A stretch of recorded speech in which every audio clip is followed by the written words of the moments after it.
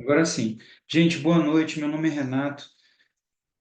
Sei que a grande maioria aqui é aluna da Nayara, ou conhece ela pelas redes sociais. Se deve ter me conhecido naquela formação que a gente deu na semana passada, falando sobre intimidade com Deus e intimidade conjugal. Mas eu vou me apresentar aqui um pouquinho com mais paciência para vocês me conhecerem, tá bom? Queria muito conhecer vocês também, mas tem muita gente, não vai dar tempo de ouvir todo mundo, senão a gente não consegue dar aula. Ó, como eu já falei, meu nome é Renato, sou casado com a Nayara, a gente tem 3 filhos. E quando é que você começou essa coisa? Hoje eu faço um trabalho pelas redes sociais, de direção espiritual. E quando é que você começou com isso, Renato? Olha, irmãs, eu há 20 anos atrás, em 2014, 2004, perdão, 2004, há 20 anos atrás, eu tive minha conversão com Deus, né? Eu tinha problemas eu era usuário de drogas e alcoólatra, então eu tive minha conversão. Então, sim, do local onde eu tive minha conversão, foi dentro da Igreja Católica, dentro de uma comunidade chamada Comunidade Católica Maranatá, aqui no Rio de Janeiro, uma comunidade católica, que acolhia dependentes químicos. Aí tive meu processo de conversão lá dentro, minha formação, tal. E desde quando eu comecei a servir, né, a gente é curado quando a gente também começa a servir a Deus, fazendo esse caminho de servo. Foi muito bom, muito maravilhoso esse período inicial. E desde sempre os coordenadores viam que eu tinha assim. A gente tem, gente, a gente não fala isso por orgulho, por vaidade, mas quando a gente sabe que é uma graça, um dom de Deus, a gente não pode enfiá-la embaixo da cama. E lembra aquele evangelho que o nosso Senhor fala? A luz, ela tem que acender e você tem que colocar ela num lugar alto para ela iluminar. Então, quando a gente descobre qual é o nosso dom, qual é o nosso chamado, a gente precisa iluminar, certo? Então, desde cedo, assim, os coordenadores viram que eu tinha uma habilidade de falar com as pessoas no sentido de ouvir, entender o que elas estavam falando e falar as coisas e dar o direcionamento correto. Então, eu comecei a fazer isso com os irmãos na casa, que estavam em recuperação. Aí passou mais um tempo, eu comecei a ser direcionada para fazer isso não só com os irmãos, com os homens, né, que estavam internados, mas com seus familiares, com as esposas, para quem era casado, com os filhos, para quem tinha filho, com os pais, para quem aqueles eram muito novos e os pais sofriam com aquela situação. Então eu comecei a fazer o direcionamento também com as famílias. E depois eu comecei a fazer isso, né? Foi realocado para fazer isso na igreja em geral, para tudo e qualquer tipo de pessoa. Ué, Renato, mas eu não tenho problema nenhum com álcool, com droga. De repente, algumas pessoas aqui têm problema isso dentro de casa, tá? Mas a grande maioria, se Deus quiser, eu tenho certeza que não. Eu não tenho problema nenhum com isso. O que esse tipo de intimidade com Deus vai me ajudar? Veja bem, irmãos, se você me perguntar aqui, qual o maior problema que um ser humano pode ter que impeça ele de ter intimidade com Deus? Esse problema se chama dependência. A dependência é uma grande muralha que te impede de ter intimidade com Deus. Dependência em quê? Droga, no álcool, pornografia, internet, falar mal dos outros, televisão, e aí se segue. Aí eu comecei a entender que vários tipos de dependência a gente sofre na nossa vida. Cada murinho, cada muro desse de dependência que a gente tem, que a gente se levanta para não ter intimidade com Deus, cada muro desse que a gente levanta, cada tijolinho que a gente coloca nesse muro é um pecado nosso. Esse pecado fere a Deus. E ele fere nossa alma também sem a gente saber.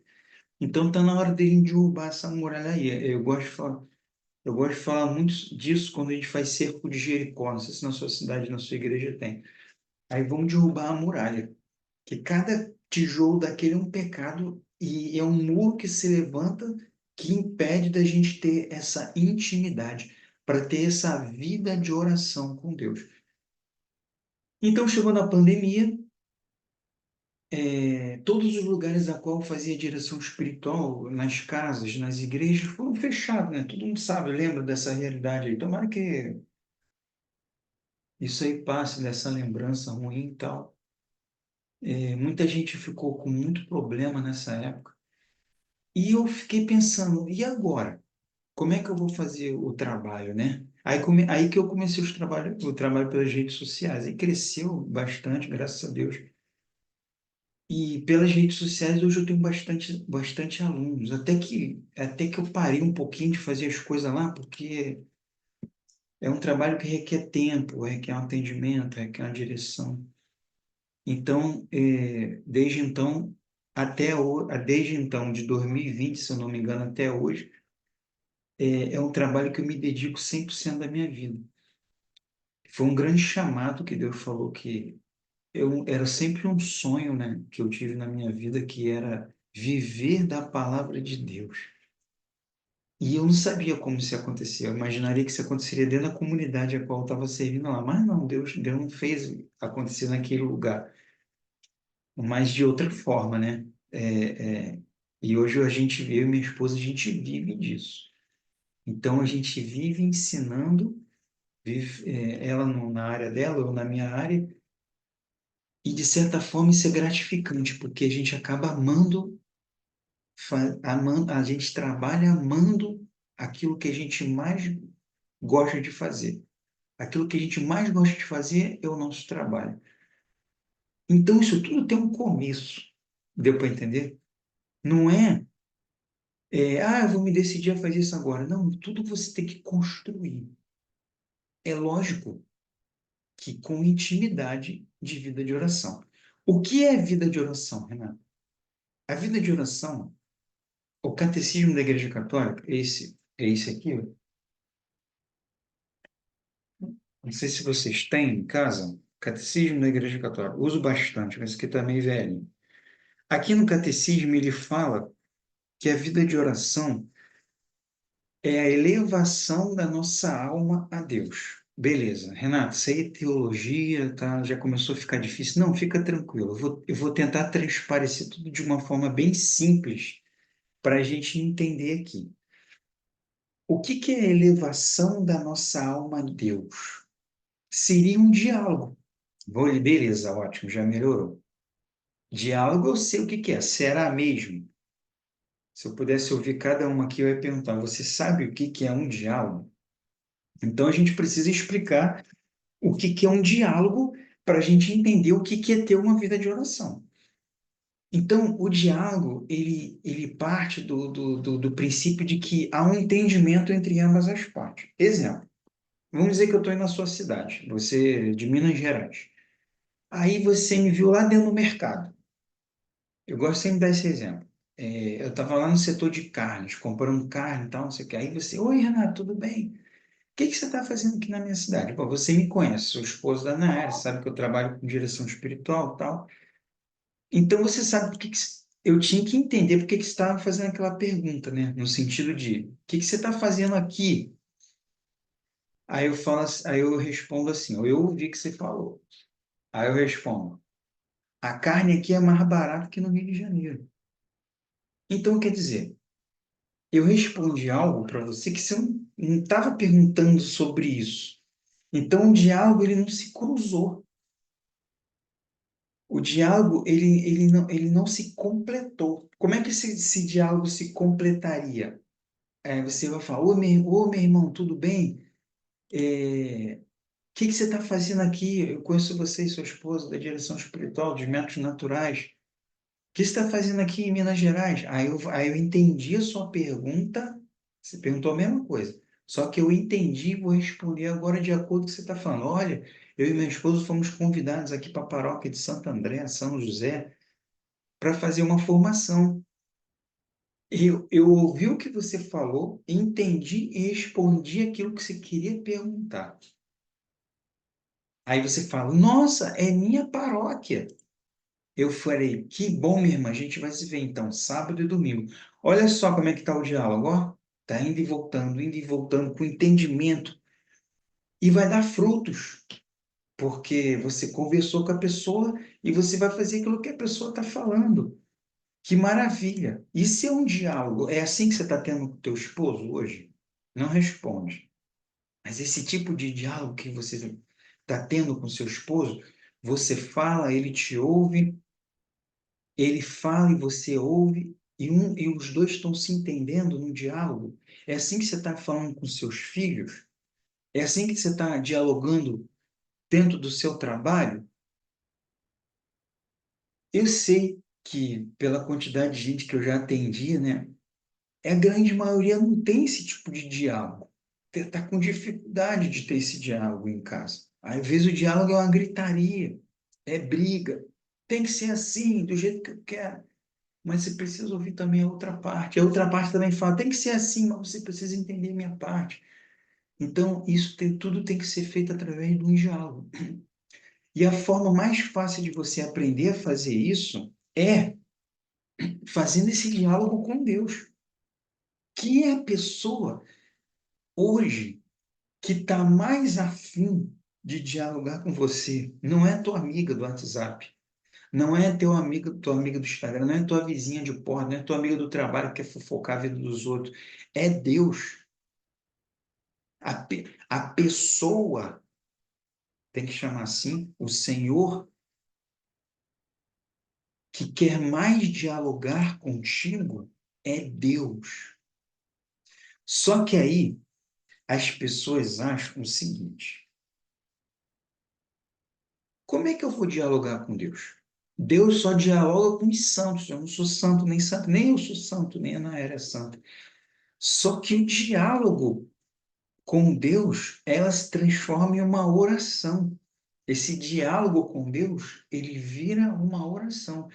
O diálogo não é para quem é santo. O diálogo transforma a gente em santos. Quer que você escreva isso no seu caderno. O diálogo não é para quem é santo. O diálogo é para nos transformar em santos. E quando você tem esse diálogo com Deus, quando você tem essa facilidade de dialogar com Ele, você tem a sensibilidade de ouvir Ele, entender Ele e amar aquilo que Ele lhe falou e falar com Ele, você consegue ter diálogo com qualquer tipo de pessoa, em qualquer tipo de situação. Aí você vai voltar a conseguir ter diálogo com teu esposo, com teus filhos, no trabalho, com tua vizinha, com o irmão, com a irmã, com o teu pai, com a tua mãe. Mas primeiro com Deus, dentro da tua alma. Aí eu vou perguntar para você. Esse diálogo, vocês entenderam, né? O que é vida de oração? A vida de oração é esse diálogo, essa conversa que tem um entendimento. Aí eu pergunto para você, você ora? Você tem esse tipo de vida de oração? Pensa um pouquinho aí. Aí tem muita gente. Eu não conheço aqui, não dá para ver o rosto de todo mundo, eu não conheço a maioria aqui. Algumas pessoas eu conheço. Mas eu quero falar para vocês, ó. Estou falando isso com base no que eu ouço dos meus alunos, das minhas alunas.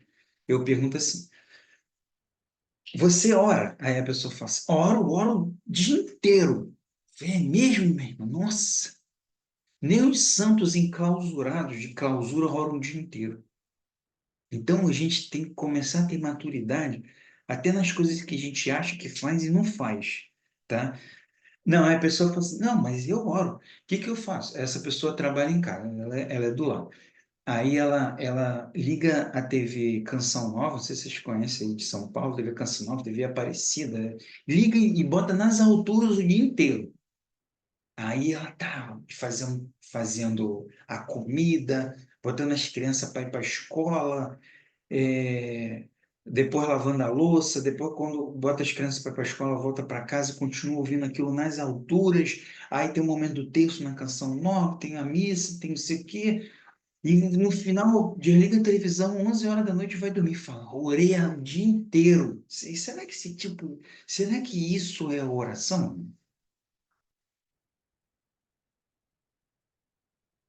mas tu tá falando que a Canção Nova não é boa. Não estou falando isso. Estou falando, pô, foi um grande canal de graça de conversão para mim e para minha esposa também. Só que quando a gente vai amadurecendo na vida de oração, o barulho não condiz com oração. O barulho, ele faz mal para quem tem vida de oração. É, eu tenho uma aluna que ela entrava dentro de casa, ela abria a porta, assim, e ela, antes de fechar a porta, ela ligava a televisão nas alturas e depois fechava a porta. Eu falei, mas por que que você fazia isso? Não sei. Aí depois a gente foi entendendo que ela tinha medo do silêncio. Aí eu comecei a reparar que as pessoas têm medo do silêncio, porque no silêncio a gente consegue ouvir nossa alma, a gente consegue ouvir a Deus. É no silêncio que a gente ora. Não é o dia inteiro com a TV ligada. Eu vou mostrar aqui para vocês até o final. Fica comigo aí. Eu adoro dar aula aqui pelo Zoom, porque as pessoas entram e ficam até o final. No Instagram, tu ia abrir uma live e ia ter 200 pessoas, mas no duro lá, 10 estariam prestando atenção. Fica que ele entra e sai, aí fica 5 minutos e fala, nossa, que bênção. Mas esse que bênção não muda a vida de ninguém. Isso aqui que vocês estão fazendo, dou parabéns para vocês. Ó. Aí vocês vão ficar do início ao fim e vocês vão aprender. Entende? Tem uma grande diferença entre ouvir 5 minutos do que ouvir uma aula de 1 hora. Eu vou mostrar para vocês depois, mais um pouquinho mais lá para frente, como é que essa questão da intimidade com Deus, da vida de oração, como ela deve ser feita, tá? Mas eu estava dando só um exemplo bem grande, que é o que a grande maioria das pessoas fazem. Ficam ouvindo e achando que está orando. Eu vou dar outro grande exemplo. Durante muito tempo, eu fui coordenador de grupo de oração. Pregava a palavra aqui na minha cidade, tal, não sei o quê. E eu começava... Aí, no início, assim, quando a gente começa a fazer esses apostolados, é cheio de orgulho, cheio de vaidade. Quer pregar, quer que todo mundo fique bem, quer não sei o quê, fazia pregação, pulava de cabeça para baixo, cantava, pulava, gritava. Só queria ver os outros fazendo isso aí e tal. E não estava nem preocupado se os outros iam mudar de vida. A verdade é essa.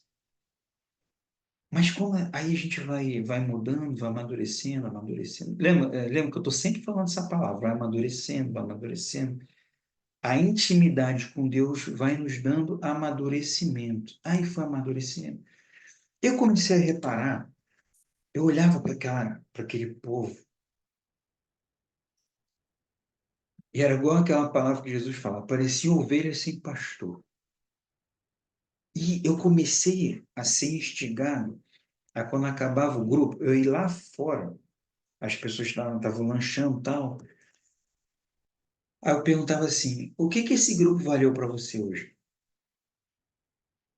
Ah, foi uma benção essa pregação. Não, não, não, não estou perguntando isso. O que que a palavra mudou tua vida hoje? É, foi importante, não sei o quê. Deixa eu perguntar.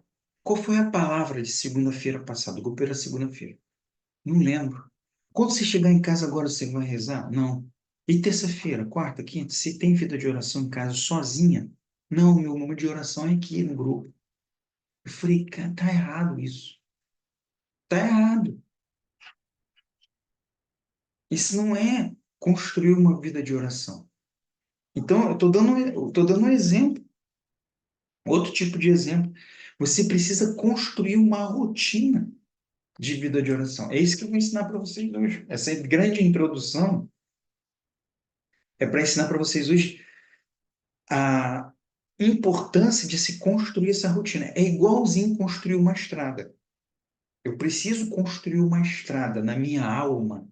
A construção da rotina de vida de oração é uma construção da estrada dentro da minha alma.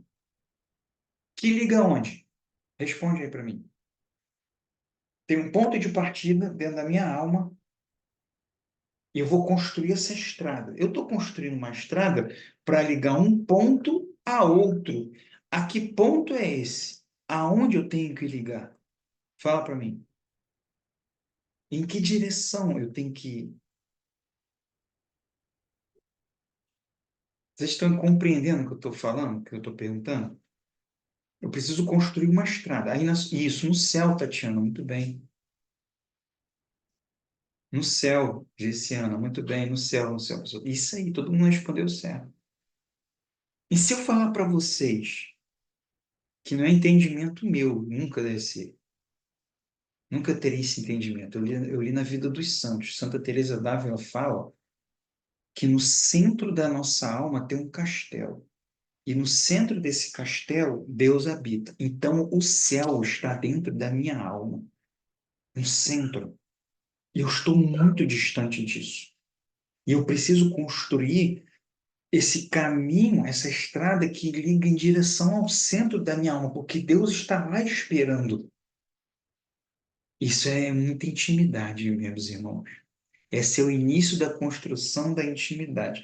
Imagina antigamente, não vou nem falar tanto tempo, ó, imagina 50 anos atrás, há 50, 100, 70 anos atrás. Há 70 anos atrás não existia uma estrada que ligava do Rio de Janeiro a São Paulo. É a Via Dutra. Aí, quando se construiu essa estrada, o acesso à ligação de um ponto a outro, do Rio a São Paulo, ficou mais fácil, ficou mais rápido, ficou mais seguro. Mas não existia esse caminho. Na verdade, há 1.500 anos atrás, não existia caminho nenhum no Brasil, porque o Brasil era só floresta. Tinha uns índios aqui. Tudo foi construído. A nossa alma, ela precisa começar a ser construído caminhos que me levam a Deus, estradas que me levam em direção a Deus. E quando a pessoa começa a construir uma estrada, veja bem, não sei se na sua cidade, de repente você mora em cidade pequena, e você viu construindo uma estrada aí, legal. Entendeu? Você viu a estrada principal para a minha cidade, eu vi construindo. De repente construiu aí há 2 anos atrás, 5 anos atrás. E você viu como é que começou a construção? Eles trazem a matéria-prima, aí eles vão aplanar o terreno, eles vão cortar morro, vão furar morro, vão tirar pedra, vão tacar, vão passar a máquina para deixar o terreno retinho, e depois vão tacar asfalto, depois tacar piche, depois tacar outra máquina. Aí vamos dizer que eles construíram 1 quilômetro de estrada. Aí você viu isso acontecendo. Aí no dia seguinte começa outra construção. Eles vão começar lá do início de novo? Não, eles vão começar da onde parou. Aí constrói mais um pouco, até um dia que essa estrada chega a algum lugar. Na nossa alma, a construção dessa estrada que leva em direção a Deus, essa intimidade que vai aumentando, é a partir dos pontos a qual a gente vai construindo. Um dia a gente constrói um pouco, depois a gente constrói mais um pouco, mas não precisa voltar lá para o início. Deu para entender? Você volta, você começa da onde você parou. Isso vai te dando profundidade, vai saindo daquela forma rasa de orar, daquela forma rasa de ser um católico, de ser um cristão, e vai tendo profundidade no amor de Deus. É na construção da estrada que liga a tua alma ao interior dela, ao amor de Deus que está lá te esperando de braços abertos. Isso se chama intimidade. Na Igreja Católica, no Catecismo, se chama ascese, crescimento espiritual. E como é que constrói essa estrada? Com rotina. Rotina de vida de oração, tá? Só que nessa construção, eu preciso mostrar para vocês aqui uma estrada. Queira perguntar se vocês estão vendo aqui a imagem. Estão vendo, gente? Sim ou não? Faz assim. Estão vendo? Ah, beleza. Obrigado, Edilma. Tá vendo a estrada? Aqui tá você, ó. Finge que é uma mulher. Aí tem uma. Você vai construir a estrada. Você precisa construir ela. E você não sabe para onde vai. É uma falta de direção. Mas só que está bem claro aqui na estrada para qual lado você vai. Não é que essa estrada aqui está construída. Você vai começar a construir. Mas tem lados que você não pode começar a construir. Você vai perder tempo. Poxa, se já tem isso aqui já construído na minha vida, eu vou continuar essa construção. Lá na frente eu continuo construindo e vou indo, vou indo, vou indo, vou indo, ó, até o final da vida. Aqui não. Aqui eu posso encalhar. Aqui eu posso machucar o pé. Aqui eu não posso levar os outros, que é muito difícil até para eu andar, quanto mais levar um monte de gente comigo. É uma estrada dificultosa. Existe essa estrada dentro da nossa alma, Renato? Sim, existe. E você, dentro da sua alma, dentro da sua vida, você tem que aprender a escolher o caminho correto a qual seguir. Quando você escolhe esse caminho aqui, da estrada destruída, começa a acontecer algumas coisas dentro da nossa alma que podem refletir no nosso corpo. O que que significa isso? Quando eu firo a minha alma com um pecado, eu estou ferindo ela. Vamos imaginar aqui, para você ter um entendimento melhor. Vamos imaginar que a nossa alma é uma caixa d'água, tá? Caixa d'água, fica em cima da casa, onde fica a água. Uma vez um amigo meu me chamou para conhecer a casa dele, né? A gente foi lá, levou as crianças, o quê? Aí a gente subiu pro terraço. Chegou no terraço, estava cheio de água. Falei, cara, o que que aconteceu aqui, mano? Quando ele olhou, tinha um buraco assim, desse buraco de bala. Assim, pegou na caixa d'água e estava saindo a água. E a água esvaziou. E eu falei assim, amado, presta atenção. A nossa alma é assim também. Quando a gente fere a nossa alma, a alma é a caixa d'água. Quando a gente fere a nossa alma com pecado, é como se fosse um buraco de bala. A graça de Deus, ela sai dali, por aquele buraco, e vai esvaziando a alma. Deu para compreender?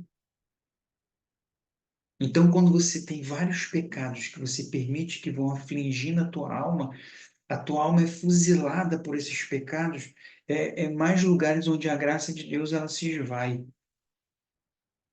E a água, que é a graça de Deus, vai, ó, diminuindo. Aí, sabe aquele estado que você fala assim, nossa, estou me sentindo seca espiritualmente? É esse estado aí. A graça de Deus está vazia na tua alma. Então, é importante eu cuidar da alma.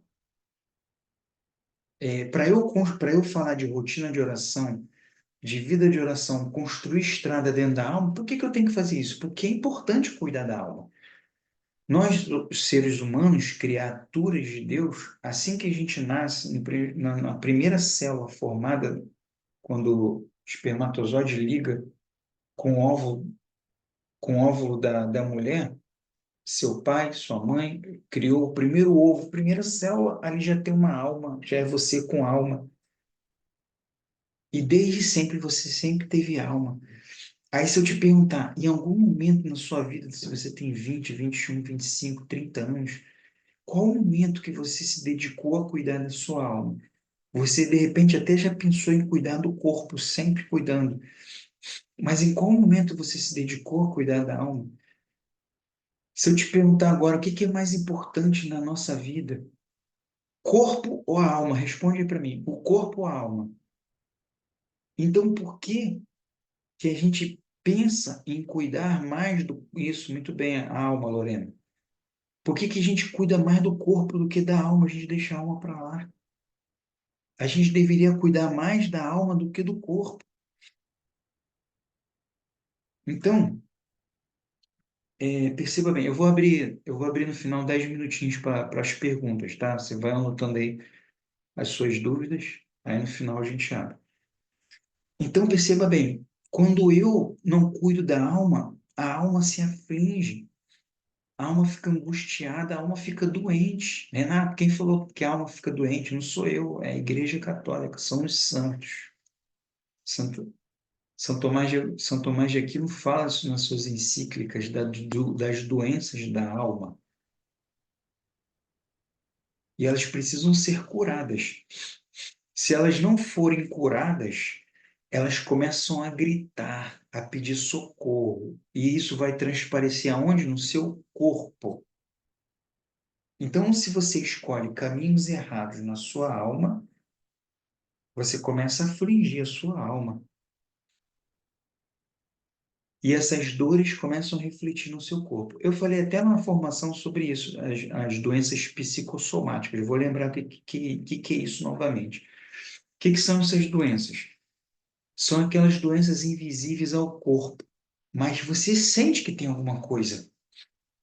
Quantas irmãs eu não cuidei na direção espiritual, dentro das minhas mentorias, que viviam tendo dor de cabeça sem razão nenhuma. Foi no médico e fez tudo que podia fazer. Fez exame na cabeça, não dava nada.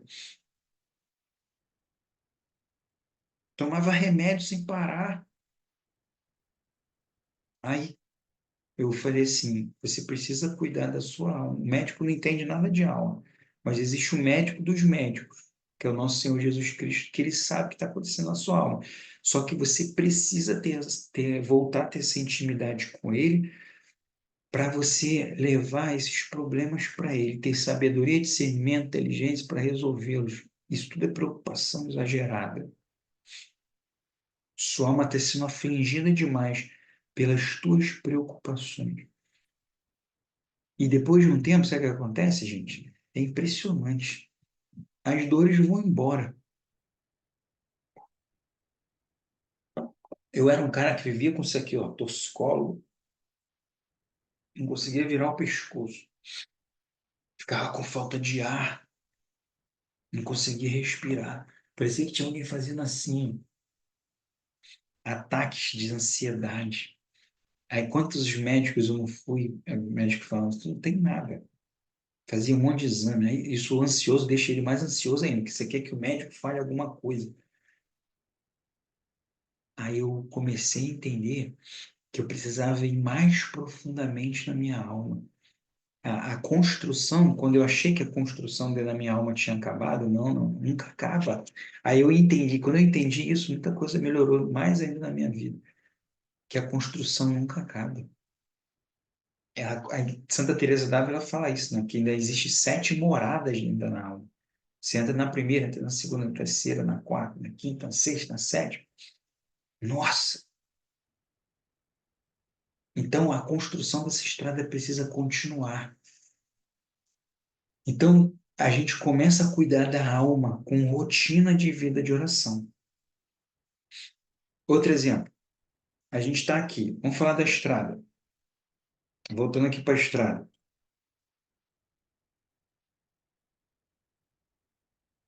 Vamos dizer que na tua alma a nossa vida é assim, ó, a gente sempre quer alguma coisa, correto? Vamos dizer que de uma forma saudável, a gente tem objetivos e sonhos na vida. E seria essa estrada aqui, ó. Essa estrada, tá vendo? De lisinha, ó. Eu tenho o objetivo de, daqui a 6 meses, construir minha casa, quitar meu carro, acertar meu casamento, meu matrimônio, que eu não tenho ainda. E outros sonhos aí que você tem no seu coração. Aí, essa é uma estrada saudável para você ir, ó.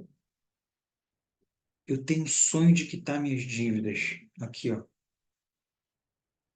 Agora, tem outro tipo de estrada que são as preocupações exageradas.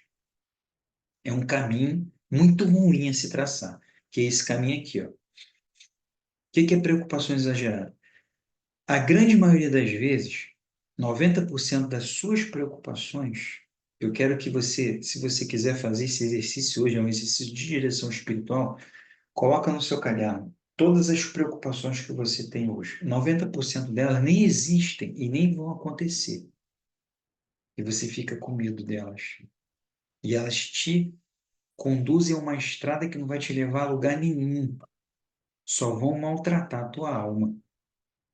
Então, você tem objetivos e você tem que aprender a mirar nesses objetivos. Vamos lá.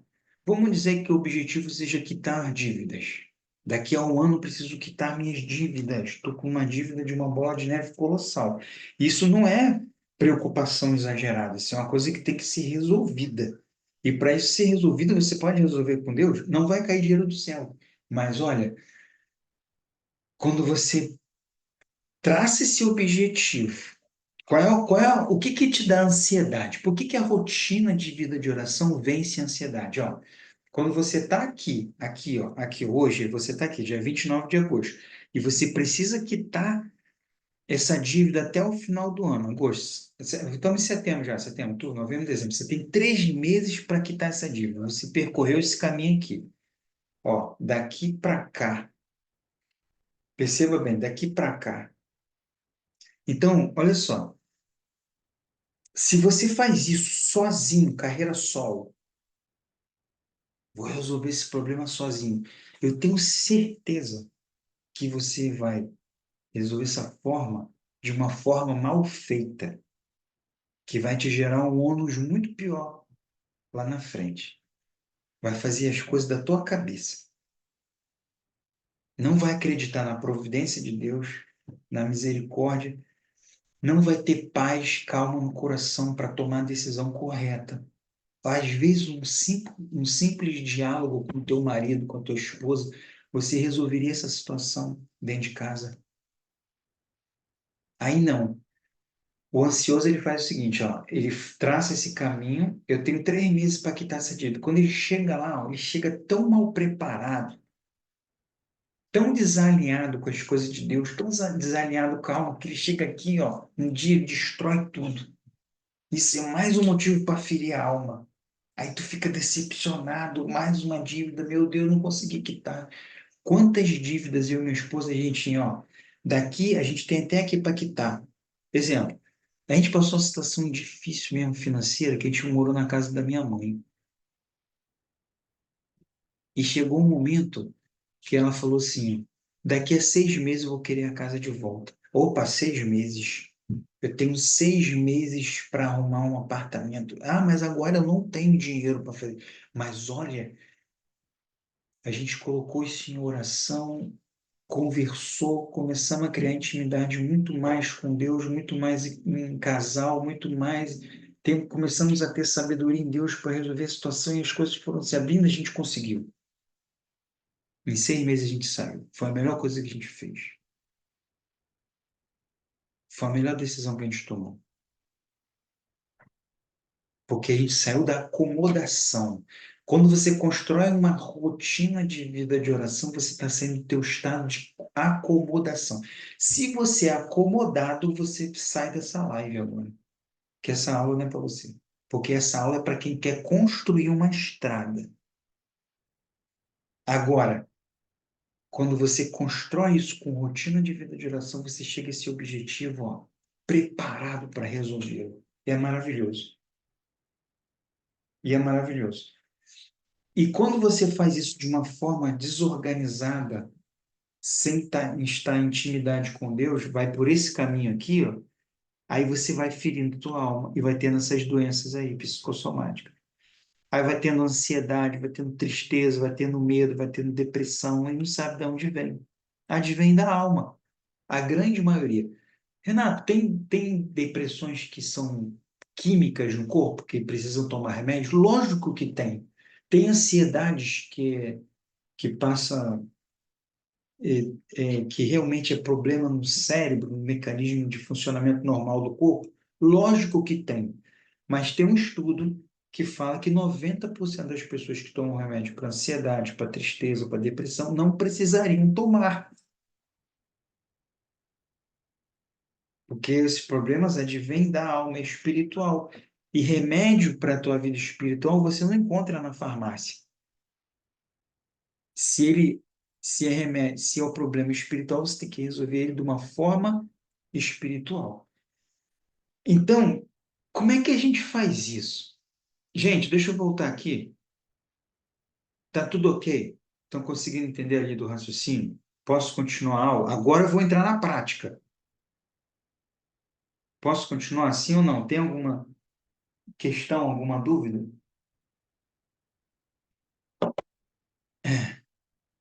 Sim, ótimo. Então vamos lá. Imagina que você está com problema de sobrepeso.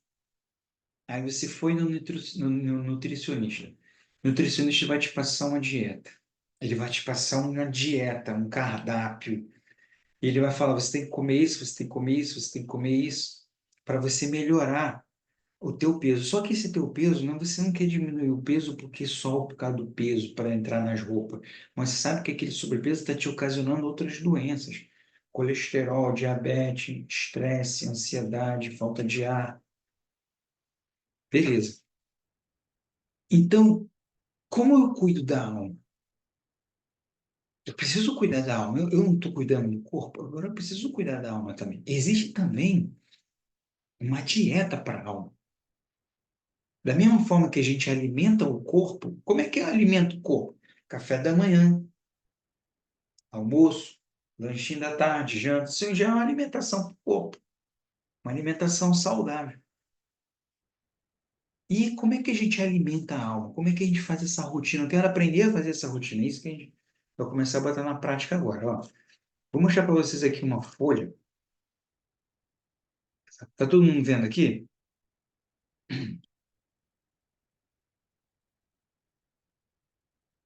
Aqui, ó. Calma aí. É,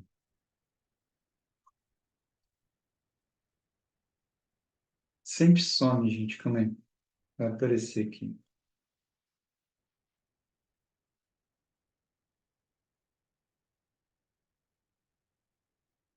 Calma aí, calma aí. Deixa eu voltar aqui. Deixa eu abrir aqui. Vamos lá. Tá todo mundo vendo aqui a folha? Edilma, tá vendo? Eu só tô te vendo. Aí fala assim, tá vendo a folha? Ok? Ok, beleza. Então vamos lá. Isso aqui é o plano de vida espiritual. Plano de vida espiritual, gente. O que que é esse plano de vida espiritual? É a dieta para a alma. Eu vou passar hoje exercícios práticos que eu quero que vocês comecem a fazer. Hoje é quinta-feira. A nossa próxima aula, aula 2, vai ser segunda-feira que vem. Por isso que eu quero dar esse espaço, que eu quero que vocês botem isso aqui em prática. Isso aqui já vai começar a mudar a tua vida. Vai começar a aumentar a tua intimidade com Deus, tá? O plano de vida espiritual é a tua dieta espiritual, é o alimento para a alma. Eu vou passar duas práticas espirituais aqui, ó. Eu quero que vocês vejam isso aqui. Prática espiritual. Ai, meu Deus. Não posso clicar dentro. A prática espiritual, o que que é a prática? É o alimento em si. Vamos dizer assim, o café da manhã seria a prática espiritual, a janta seria a prática espiritual. Então, a prática espiritual é o alimento para a alma em si. Hoje eu vou passar duas práticas espirituais, bem simples para você começar. De repente você até faz, mas eu vou tirar dúvidas em cima dessas práticas espirituais, tá bom? Dúvidas necessárias que você precisa colocar em prática na sua vida. Ah, a Rosane está perguntando, como conseguir esse gráfico? Eu vou mandar para vocês no grupo, tá bom? Mas assiste a aula aqui primeiro, para vocês imprimirem e colocar isso em prática na vida.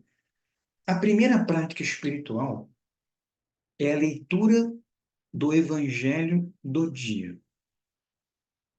Aqui, ó, prática espiritual. Aí você vai pegar essa folhinha e vai escrever aqui, ó, leitura do Evangelho do dia. É a leitura da palavra de Deus. É a leitura do Evangelho do dia. Renato, o que é Evangelho do dia? Na Igreja Católica, eu sei que a grande maioria aqui deve ser católica, com certeza. Mas para quem não é, deixa eu explicar isso que é importante. De repente, até o católico não sabe o que é Evangelho do dia. Na Igreja Católica, existe um Evangelho. O que é Evangelho? São os quatro evangelistas: Mateus, Marcos, Lucas e João. Na Igreja Católica, todo dia se rezam o Evangelho. E é o mesmo Evangelho rezado no mundo inteiro. Ó, estamos aqui no Rio de Janeiro, eu rezei o Evangelho, hoje é de São João, que ele perdoa a cabeça. Aí no Nordeste, você lê o mesmo Evangelho. No Sul, você lê o mesmo Evangelho. No Centro-Oeste, você lê o mesmo Evangelho. Lá na Europa, o Papa lê o mesmo Evangelho. Eu tenho uma aluna que ela é lá da Malásia. Sabe onde é a Malásia? Do outro lado do mundo, é mais longe que o Japão. Lá ela leu o mesmo Evangelho. Então, é uma organização que a própria igreja te dá para você seguir uma sequência de leituras que a igreja está vivendo naquele período. Por que que eu preciso ler o Evangelho? Por que que eu preciso ler o Evangelho? Isso vai começar a te dar entendimento sobre a nossa vida de oração. A nossa vida de oração, a nossa vida em si, ela é cíclica. É igual a minha esposa explica sobre o método BIRD, o seu ciclo menstrual, ele é cíclico, ele vai e volta, vai e volta. Na verdade, tudo na vida parece que é cíclico, tudo, tudo. A nossa vida espiritual também é cíclica. O que que é cíclica, Renato? É o que vai e volta, vai e volta. Conseguindo ver aqui o movimento da minha mão? Vai e volta, deixa eu parar aqui. Vai e volta, vai e volta. Ah, Rosane, muito bom você ter colocado isso, que eu vou tirar essa dúvida, tá? A Lorena também botou ali. Então, assim, ó, vai e volta. Primeiro, deixa eu explicar a importância do que é rezar o Evangelho no dia. Então, o Evangelho, ele é cíclico na igreja. O que que é isso? A igreja vive tempos, vive períodos. A nossa vida também é assim. Hoje, qual o tempo que a gente está na igreja? Quem sabe? Tempo comum, paixão, quaresma, Natal, Pentecostes. Qual o tempo que a gente está? Quem sabe? Tempo comum. Que é o que a grande maioria do tempo é a nossa vida. Nossa vida é um tempo comum. E é ruim isso? Não, não é. É o momento de plantar. A igreja está vivendo um tempo comum. Então, as leituras dos evangelhos são dignas de tempo comum da nossa vida. Então, eu aprendo a viver esse tempo comum, que é a grande maioria do tempo da igreja, dessa forma, rezando com a igreja, lendo o evangelho. Preste atenção, eu vou dar uma aula, que vai ser aula 2, vai ser segunda-feira. Eu vou explicar como você vai ler o Evangelho, como você se aprofunda, como você pega a informação de dentro da palavra e leva para a sua vida. Não vou me aprofundar nisso hoje, porque se eu vou dar uma aula só falando disso, que é de segunda-feira, do aprofundamento do Evangelho. Será Então, quando você lê o Evangelho do dia, você vai acompanhando a igreja, que ela é cíclica. Ó, está vivendo um tempo comum, daqui a pouco a gente vai estar no Natal. Aí você vai começar a ler as leituras do Natal. O que que a leitura do Natal te leva? Te leva à espera de uma coisa muito importante. E como você se prepara para uma coisa muito importante na sua vida? Você nem sabe. Mas a igreja te explica como. Como é que você vai se preparar para o Natal? Se você começa a prestar atenção nisso, quando você começar a fazer esse plano de vida espiritual, botar ele em prática na sua vida, você vai começar a ver que as leituras do Evangelho vão te preparando para algo importante. E você vai começar a perceber o seguinte: eu tenho que me preparar em tudo na minha vida, para tudo. Até para essa aula você deveria ter que vir bem preparado para a tua alma estar bem receptiva. Por isso que eu vou jogando aqui algumas coisinhas lá no WhatsApp, para você lembrar, prestar atenção, entender. Senão você chega aqui, o que mesmo que você está falando o quê? É igual, né? As pessoas estão dando aula na escola aí, o professor está ensinando matemática, o quê? O professor está falando o quê? Não estou entendendo nada. Não está preparado. Está indo de má vontade, está indo de obrigação. As coisas da nossa vida não podem ser assim. São José Maria Escrivá falou que tudo se prepare no cotidiano da nossa vida como se fosse uma coisa muito importante. que você vai colher frutos maravilhosos. E onde é que eu pego esse evangelho do dia? Vamos lá. Tem várias maneiras de você pegar esse evangelho do dia. Você pode ir lá na igreja e pedir o livrinho da liturgia diária. Aí você também pode aqui, ó, liturgia diária. Ó, da Canção Nova, muito boa. Aqui, ó, primeira leitura, Salmo e Evangelho. Evangelho do dia, aqui, ó, Marcos 6, versículo 17 a 29. Esse é o Evangelho do dia. Dia 29, ó. Dia 30, olha lá, o Evangelho de amanhã, Mateus 25, de 1 a 13. Beleza? Você pode baixar esse aplicativo no seu celular. Aí o que que você vai fazer? Você vai anotar esses evangelhos na sua agenda. Deixa uma semana anotada, ó. Deixa do dia 20, 30, deixa do dia 30, deixa do dia 31 anotado, deixa do dia 1º de setembro, que é o meu aniversário, deixa anotado. Aí vai deixando os evangelhos anotados para você ler. Para quê? Preste atenção.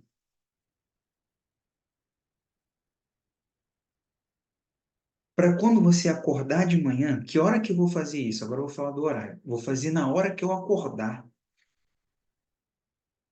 Porque na hora que você acordar, se você procurar qual é o evangelho do dia no celular, aquela luz ali vai te fazer um maior mal. E para quem sofre de ansiedade, logo de manhã meter o celular na cara, que a grande maioria das pessoas fazem isso mesmo, sem perceber, você já está fazendo um grande mal para o seu cérebro. Então, a leitura do Evangelho do dia tem que ser feita na palavra de Deus. Você vai consultar qual é o Evangelho. Ninguém sabe de cor, gente. Nem o Papa sabe de cor qual é o Evangelho do dia. Por isso que está escrito ali a liturgia toda. Aí você vai pegar e você vai abrir na palavra. Eu já deixo marcadinho, tá vendo? Aí você vai abrir na palavra e você vai ler. Vai ser o teu primeiro alimento espiritual. Que horas eu faço isso, Renato? De manhã, horário. De manhã, assim que eu acordo. Lavo o rosto, pego a Bíblia, já está lá marcado o Evangelho, e leio, e faço minha oração. Vou ensinar isso segunda-feira, como fazer isso. Renato, mas eu já acordo atrasada para o trabalho, eu tenho que acordar 6 horas, já acordo 6h10 para dormir mais 10 minutinhos. Eu vou falar para vocês uma coisa, esses 10 minutinhos a mais que a preguiça te faz, dormir mais não está mudando a tua vida. Agora, se você acordar 15 minutos mais cedo, ao invés de acordar 6, acordar 15 para as 6, e ler o evangelho do dia de manhã, isso vai mudar a tua vida. Por que tem que ser de manhã? Porque é a hora que você tem que tomar o teu café da manhã espiritual mais reforçado. Na verdade, a gente deveria tomar a maior refeição do dia deveria ser o café da manhã, né? Lá nos Estados Unidos, o almoço deles é de manhã. Ah, deveria ser aqui no Brasil. Assim, mas não é. Aí, às vezes a pessoa nem come nada, ela toma um café, aí vai para o trabalho de jejum e fica com dor de cabeça e não sabe. Então, é horário que você tem que alimentar a tua alma. Começar o teu dia com a palavra de Deus. Qual o local que eu faço isso? No mesmo lugar, todo dia, sempre. Nunca deitado na cama. É, uma das primeiras vezes que eu fui atender as pessoas fazer a direção espiritual, eu faço pelo WhatsApp vídeo, né? Ligação de vídeo. Aí, as primeiras vezes que eu fui fazer isso, não tinha muita experiência. Fazia ao vivo, né? Agora eu fui fazer isso pelo. Aí eu reparava que as pessoas estavam assim, falando comigo, deitada no sofá, e assim, com o celular deitado na cama, escorada na rede, a rede balançando, fazendo assim. Eu começava a olhar para aquilo e falei, cara, isso está errado, eu tenho que falar com a pessoa. Mas eu não compreendia por que que isso estava errado. Mas eu começava a explicar, olha, a partir de hoje, eu quero que, quando a gente for fazer o atendimento, quero que você esteja sentado numa mesa e com papel e caneta na mão. E com postura. Olha como é que eu estou aqui dando aula. Eu estou deitado na cama? Eu estou com postura. Na aula de segunda, se hoje você está deitado na cama, na segunda-feira você começa a assistir a aula com postura. Algo para anotar, caneta, mas ouvindo a aula, com postura, que aí você absorve melhor. Se você estiver deitado, o teu corpo está falando para a tua alma que é o seguinte: eu não vou te acompanhar, alma. Meu corpo é relaxado mesmo, é preguiçoso. Eu não quero crescer, eu não quero construir rotina de vida à geração, não quero construir estrada na minha alma. Tô nem aí para você. O corpo não quer ir para o céu. Vou te contar essa novidade. Quem quer ir para o céu é a alma. Mas a alma tem força de levar o corpo para o céu. Então, isso é domar as nossas concupiscências. Isso é domar. Quando a alma só faz isso quando a alma está forte. Escreve aí no seu caderno. A alma só vence o corpo quando ela está forte. Então, você precisa alimentar ela. Quando você tem postura para orar, sentado em um lugar, você está dizendo para o seu corpo que a alma vai orar. E ele começa a acostumar com isso, com o horário, com o local. E você faz. Beleza. Aí você fez a leitura do Evangelho. Tá vendo aqui que tem o número um? Aí você marcou com X, ó, com a caneta. Dia um não é dia 1 de setembro, não. É dia um, é amanhã. Você vai começar amanhã. Dia 2 marcou. Dia 3 marcou. Eu estou falando os dias que você vai acordar de manhã e vai fazer a leitura da palavra. Aí você vai marcar. No dia que você não lê de manhã, você não marca, você deixa o quadrado em branco. Aí pula. Aí no dia 7 marcou. No dia 8 marcou. No dia 9 não fiz. No dia 10 não fiz. Aí no final de 31 dias, de 30 dias, se for o mês, aí você vai olhar e você vai falar assim: nossa, eu marquei mais do que eu não marquei. Então, eu estou começando a construir a estrada. Agora, meu objetivo é marcar sempre. Eu quero todos esses quadradinhos aqui marcados. Renato, eu leio a Bíblia. Sabe como é que eu faço? Deixa eu parar aqui.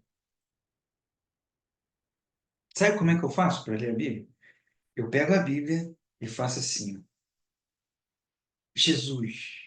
Olha, faz até assim: Jesus, me dá uma palavra hoje de poder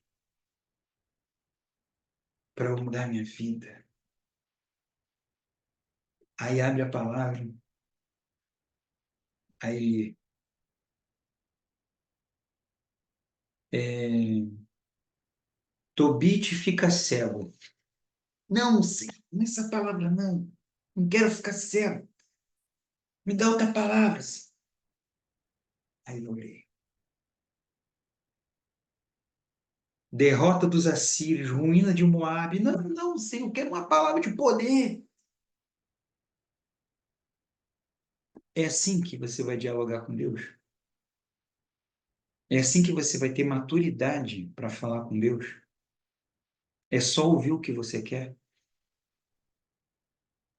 Então, por isso que você não precisa nem escolher a palavra. Você vai ler o Evangelho do dia. Tá lá, é a sequência. Entenderam? Pergunta que me fizeram aqui. Eu leio o Evangelho pelo YouTube. Não, você não está lendo, você está ouvindo. Você está ouvindo alguém ler para você. Ah, mas é o Frei Gilson, o Padre Paulo Ricardo. Pode ser.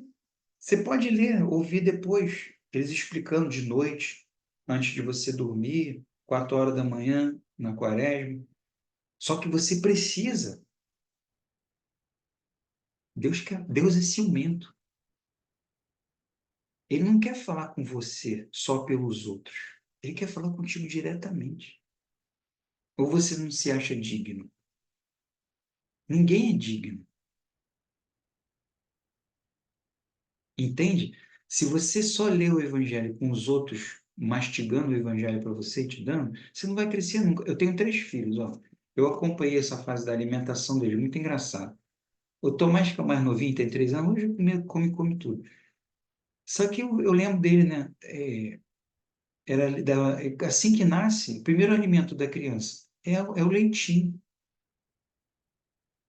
A mamãe dá leitinho, depois vai para a papinha, depois vai para o alimento sólido. A Maria Clara hoje tem 9, está quase fazendo comida sozinha. Lembra que São Paulo falou nas cartas deles? Ele falou assim: não fiquem só no leitinho espiritual. Aprendam a comer o alimento sólido. Nossa.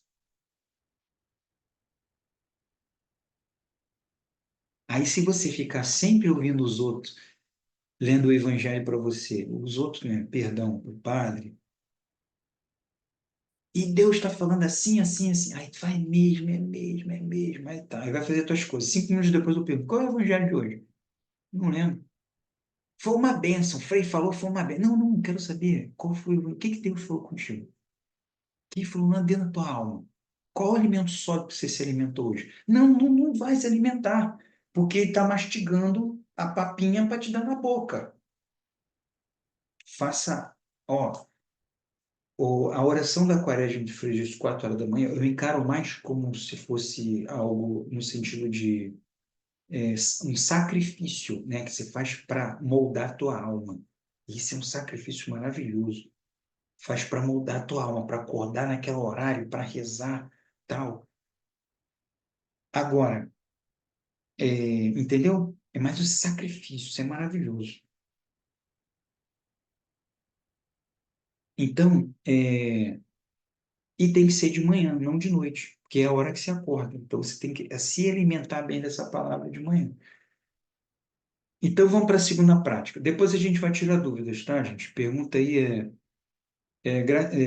Gessiana, eu pesquiso o Evangelho e mesmo leio na Bíblia, mas confesso que às vezes leio e não tenho entendimento muitas das vezes, já leio com sono. Porque está lendo de noite, tá lendo no horário errado, tem que ler de manhã, assim que acorda, entendeu? E segunda-feira eu vou te ensinar como você vai ter entendimento da palavra, tá? Hoje não vou falar sobre isso, não. Então, voltando aqui, ó, presta atenção. É, a gente falou sobre o horário, que é de manhã, no primeiro horário que se acorda. Local, sempre o mesmo local, e a prática espiritual. A primeira prática, leitura do Evangelho. Aí você vai marcando com X os dias que você faz e não marca o dia que não faz. Aí você pula uma linha. Tá vendo que tem uma linha aqui? Ó? Tem várias linhas, ó. Ó. São várias práticas, mas eu vou passar só duas. Aí pula uma linha, aí tem a segunda prática. A segunda prática espiritual é a oração do terço. Então eu só vou passar essas duas, gente. Bem fáceis, mas com ordem, com organização, você para ter os frutos certos. Primeiro, é a leitura do Evangelho, depois a oração do terço. Por que que a oração do terço é uma prática espiritual? Olha, primeiro que Nossa Senhora pediu lá em Fátima para rezar o terço, então já começa aí. Deixa eu falar aqui um pouquinho sobre isso. Aí a gente já encerra, tá? Primeiro que a oração do terço, Nossa Senhora pediu para fazer lá em Fátima. Aí, de repente, tem um evangélico aqui. Fala, eu não vou rezar o texto, sou evangélico. Não, não. Então, você não reza o texto. Você vai fazer o seguinte, você vai lá abrir em Lucas e você vai nas passagens que o anjo fala assim, Ave Maria, cheia de graça, o Senhor é convosco. E depois Isabel, bendita sois entre as mulheres, e bendito é o fruto do vosso ventre, Jesus. Aí você vai rezar 50 vezes essa palavra. Está na palavra. Aí você reza só a parte bíblica do texto. Ave Maria, cheia de graça, o Senhor é convosco. Bendita sois vós entre as mulheres. Bendito é o fruto do vosso ventre, Jesus. Só essas palavras na Bíblia, que é Bíblia, está na Bíblia, você só reza isso. Aí você reza, separa assim um pouquinho e reza ela 50 vezes. Para você se começar a aprender a dominar o teu cérebro. A oração do terço era maravilhosa por várias coisas, irmãos. É uma hora de aula só para falar disso, mas deixa eu tentar resumir. Quando você reza o terço, em silêncio, você ouvindo só sua voz, você começa a domar o teu cérebro. Aí você começa a ter um tipo de oração que se chama oração mental. Existe a oração verbal, que é que você fala, ô Senhor Jesus, é aquelas que você faz no grupo de oração, tal, na igreja, na missa, aquela que responde. Mas a oração que te dá mais intimidade é aquela construção da estrada mais profunda. É quando você começa a meditar nas coisas em silêncio, sem o teu entendimento se perder, sem barulho. Hoje, de repente, você que não tem intimidade de oração, você fecha os olhos e vai tentar orar. Aí, meu filho está passando mal, tem conta para pagar, meu marido está me traindo, meu marido não fala mais comigo, meu trabalho, eu vou perder o emprego, ai, é o Lula no governo, ai, não sei o quê. Aí começa a pensar um monte de coisa, o mundo vai acabar, 3 dias de treva, ah, e não pensa no diacho da oração, gente. E não medita na oração, porque não está treinado. A oração do texto, ela te treina. Aí você vai falar assim, eu rezo o texto todo dia, eu boto nas alturas Instituto Hesed, Padre Paulo. Tá bom, pode rezar. Eu nunca falo para ninguém parar de fazer nada, eu falo só para fazer. Você pode rezar sim, mas eu quero que você reze o texto sozinho. Sozinho. Eu rezo assim com as crianças. Gente, é maravilhoso. Aí quando a Nayara tá fazendo atendimento, né, aí a hora que a gente vai rezar. Eu boto a imagem de Nossa Senhora, acendo uma vela, e fico os três em silêncio rezando comigo. A gente reza, responde, aí vai criando harmonia assim, ó. Eu com eles, é a nossa intimidade com Deus em silêncio. É maravilhoso. E o que me dá mais aí nessa prática espiritual? Eu vou começando a ganhar intimidade com Nossa Senhora. Para que eu quero ganhar intimidade com Nossa Senhora?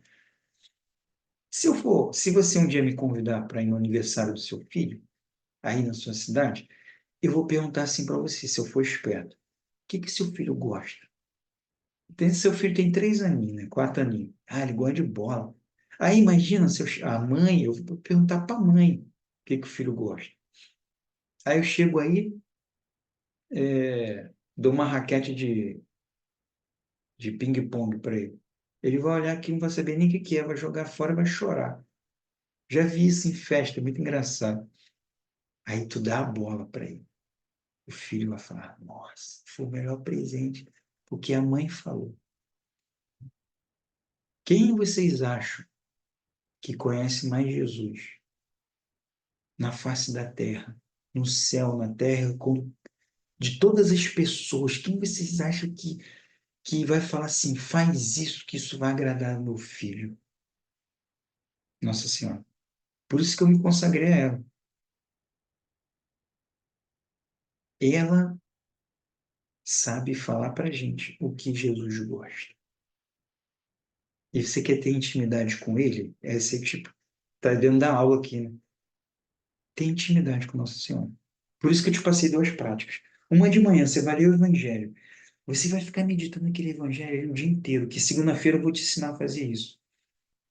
Aí chega de noite e você vai rezar o terço. Imagina, você está rezando o terço, aí na oração você está lembrando do Evangelho e fala: Mãe,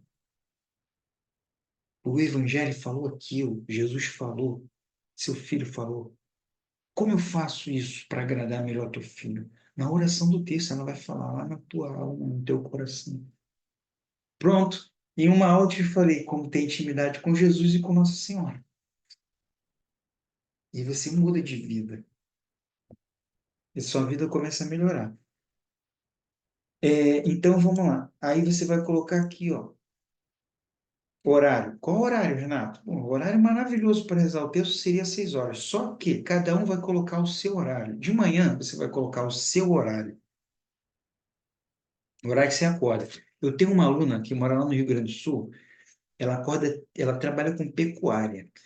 Ela acorda 3h30 da manhã. Aí eu falei assim, caramba, como é que eu vou falar para essa mulher rezar o evangelho no primeiro horário dela? Essa mulher já acorda 3h30. Não, tem que ser firme naquilo que eu ensino. Não, você tem que fazer isso. Tá bom, Renata. Ela acorda hoje 3h10 da manhã. Mais cedo aí que o pessoal que acorda 4 horas. 3h10. E eu falou que não, dá para fazer sim. É a rotina da vida dela, do horário. Você tá entendendo? Aí, Por isso que depois, um monte de aluno minha fala assim, Ih, Renato, acabou a quaresma muito frigioso, o que que eu faço agora?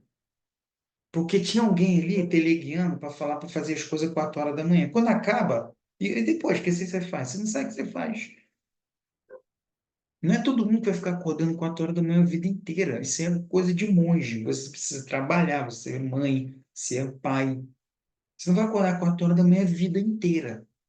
Você vai acordar um período, que é um período da quaresma de São Miguel, de penitência, de martírio mesmo. Mas depois não, aí depois tem que encaixar essa vida de oração na tua rotina. Se você acorda 7, você vai acordar 15 para as 7. Se você acorda 8, você vai acordar 15 para as 8. Eu atendo gente que é médico e essa pessoa trabalha de madrugada. Aí ela chega em casa, dorme. Aí que hora que eu faço, Renato? Você vai fazer na hora que você acorda. Se você acorda 3 horas da tarde, porque você trabalhou de madrugada, você vai acordar 2h45 da tarde para fazer a sua leitura. Deu para entender, gente, essa questão do horário? Chegar o horário da prática espiritual, da oração do terço, que você vai anotar aqui, qual horário que eu vou rezar? O melhor horário seria 6 horas, que é o horário que Nossa Senhora pede, né? 6 horas eu estou voltando do trabalho. 6 horas eu não cheguei em casa ainda. 6 horas é horário bom. Se for 10 horas da noite, pode ser. Ah, bem perto de você dormir. Não no horário que você vai dormir, que você vai dormir rezando terço. Mas que seja um horário bem próximo de dormir. Gente, é 25 minutos para quem reza o terço. O que que é 25 minutos? Se você quiser organizar a sua vida, você precisa ter prioridades na vida de oração. Gente, eu vou parar aqui a gravação.